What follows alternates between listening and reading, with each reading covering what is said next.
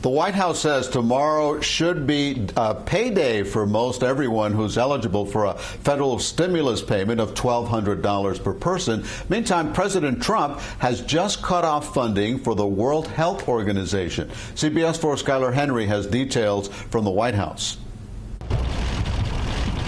President Trump says the U.S. will freeze funding to the World Health Organization, pending an investigation. So much death has been caused by their mistakes.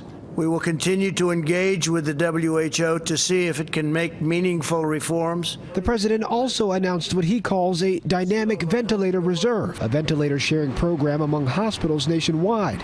Within the last several days, more than 20 of our nation's largest health systems have already pledged more than 4,000 ventilators should we need them. The president is seeking the advice of his advisors and a broad spectrum of business and labor leaders on a plan to reopen the country. He now says the decision will be made in conjunction with each state. I will then be authorizing each individual governor of each individual state to implement a reopening and a very powerful reopening plan of their state at a time and in a manner as most appropriate.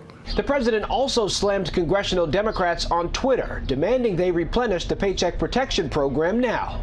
The program, the PPP, is going to be out by this week, maybe by Thursday or Friday.